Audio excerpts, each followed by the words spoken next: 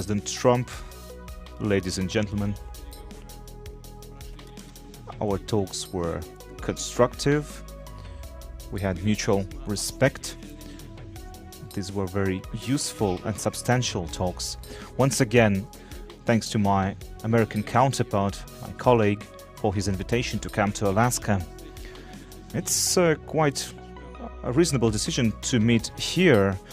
Our countries are divided by oceans, but in fact we are close neighbors in ways, because when I stepped down from the plane, I said, "Good afternoon, my neighbor. I'm so happy to see you in good health and alive." And it's a very good neighborly welcome, a kind of welcome. So we are divided by the Bering Strait. In fact, there are two islands there between the Russian and the American island. There are only 4 kilometers there, so we are close neighbors. Also, Alaska ties us through mutual history, our two countries, Russia and the United States. There are many positive events that tie us together. There's a lot of cultural heritage here from the Russian-America period. There are Orthodox churches here, geographical names, topological names that carry Russian legacy, Russian names.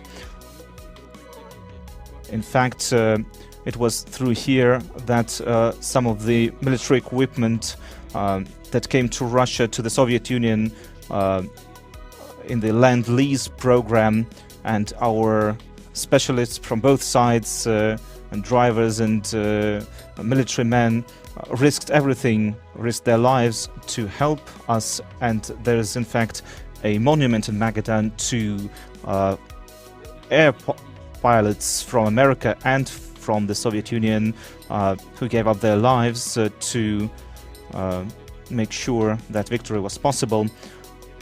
And we are thankful to the American authorities for remembering those heroes here as well in Alaska. We're grateful for that, and we will continue to remember all other historical examples where our two countries work together to defeat our common enemies, when we are reunited, when we helped each other, assisted each other. And I think that legacy will help us restore, rebuild ties, build on mutual respect, even in these difficult circumstances. So Russian-American meetings, high-level meetings, haven't been held in more than 4 years. This is a long period, and this was a very tough period for both our countries. In fact, let me be frank, this was the lowest point for us since the Cold War, and this wasn't a positive thing for the world or for our countries. So it was evident, self-evident, that sooner or later we had to rectify the situation and return to dialogue. So that is why a personal in-person meeting of the two leaders of the two countries was a necessity. We did a lot of work, our teams did a lot of work to prepare for this meeting. Myself and President Trump have had very good direct contacts, conversations over the phone, and as you know, American Special Envoy Mr. Witkoff came to Russia on multiple occasions, and our foreign ministries, heads of foreign ministers were also in communication. So as you know, one of the key issues for us was resolving the issue of Ukraine, the conflict in Ukraine, and we are seeing that President Trump is personally involved, personally interested in resolving this conflict, understanding the in-depth reasons for that conflict. And I have said on multiple occasions that this has to do with Russian national interests and security interests. We've always seen Ukraine as a brotherly nation of Russia's, and we have the same roots. So this for us is also a tragedy. So our country, Russia, is certainly interested, very much interested in putting an end to this conflict.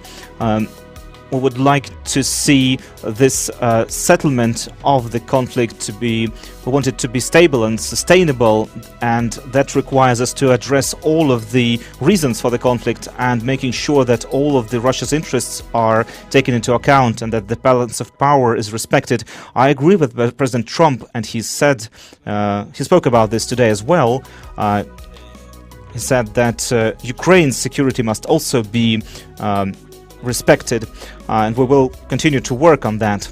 I'm sure that the understanding that we've reached today will help us open the path towards peace in Ukraine, and I hope that in Kiev and in European capitals they will hear this and they will see this as a positive thing and will not try to create obstacles or create provocations and undermine the progress that we can achieve here.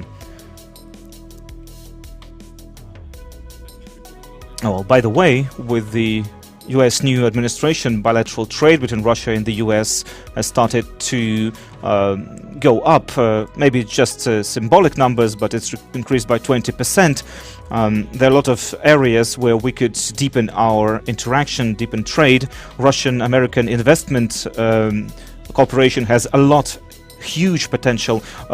Russia and the United States have a lot to work together with when it comes to IT, to space exploration and many other areas, intensifying contacts between our Far East and America is also a good opportunity, a good prospect. Now, it is symbolic that the so-called date-changing line that goes on the border between Russia and the United States, a line where you can step from today into tomorrow. It is really symbolic. So I'd like to thank President Trump for the work that we've had today, for the friendly tone of conversation, for the goal-oriented approach, results-oriented approach. We can see clearly what the United States wants to achieve. President Trump certainly sincerely cares for the future of his country. At the same time, he understands that Russia has its own national interests. I'm sure that today's agreements will help us restart pragmatic relations between Russia and the United States and help us start on the path towards resolution in Ukraine. And also one more thing, in 2022, during my final contacts with the previous administration, I tried to convince my previous American counterpart, President Biden, that we needn't move towards a situation which could lead to a military confrontation. I told him before that that would be a critical mistake, and now President Trump, when he says that if he were president there would be no war, and I personally believe that is the case, there would be no war had President Trump been president at that time, because myself and President Trump have had very good trust-based relations, and I'm confident that if we had stayed on that path, we could move as quickly as possible to a resolution of the conflict in Ukraine. Thank you for your attention.